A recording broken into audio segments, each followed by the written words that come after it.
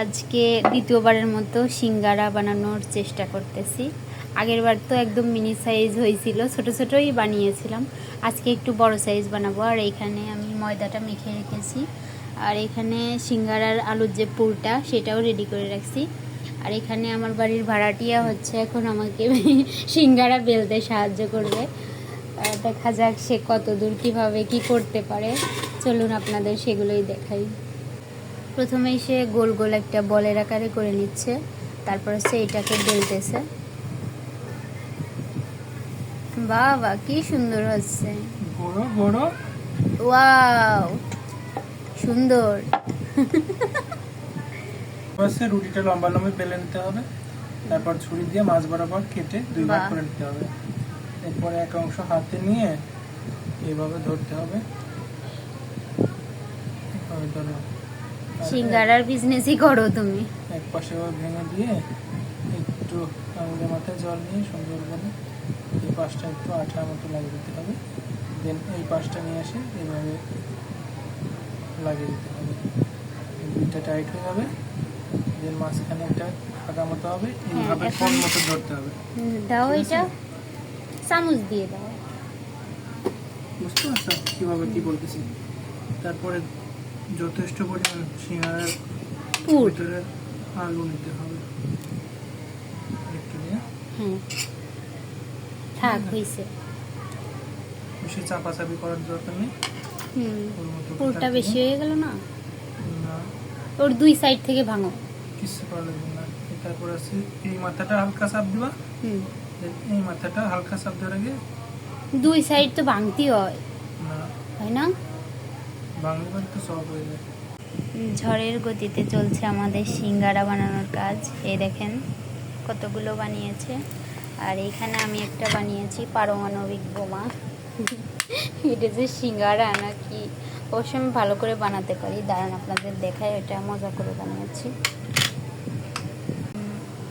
প্রথমেই হচ্ছে এরকম দিলাম, তারপরে হচ্ছে এরকম আরেকটা ভাজ দিলাম, দেন হচ্ছে একটু পুর নিয়ে এর মধ্যে দিলাম।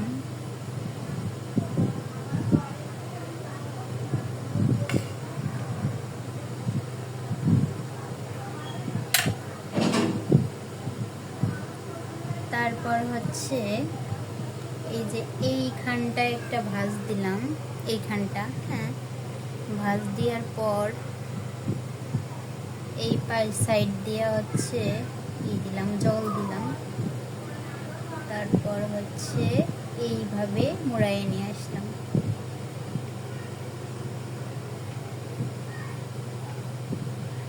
এই যে আমাদের সিঙ্গারাগুলো তৈরি।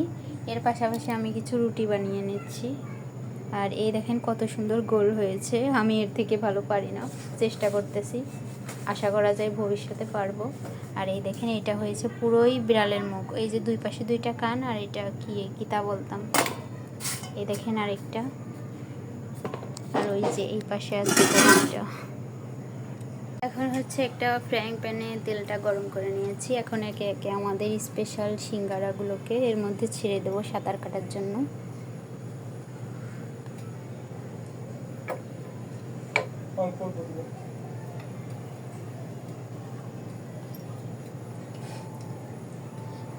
একটা ছোট একটা বড় বিভিন্ন প্রকার সাইজ হয়েছে। আরেকটা দিন হয়েছে তো। প্রথমে যে সিঙ্গারাগুলো ভাজতে দিয়েছিলাম সেগুলো আমার ভাজি করা হয়ে গেছে। দেখেন কতটা সুন্দর হয়েছে। আর বাকি যেগুলো ছিল সেগুলো আমি ভাজতে দিয়ে দিয়েছি। দেখো কি সুন্দর হয়েছে, ওয়াও অনেক সুন্দর হয়েছে। যেরকম ফুলছে সেরকম সুন্দর হয়েছে।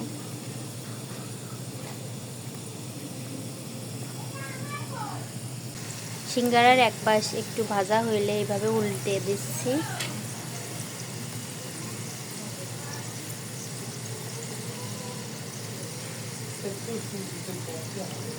বাল খালি চুল উঠতেছে, তা আমি কি করবো।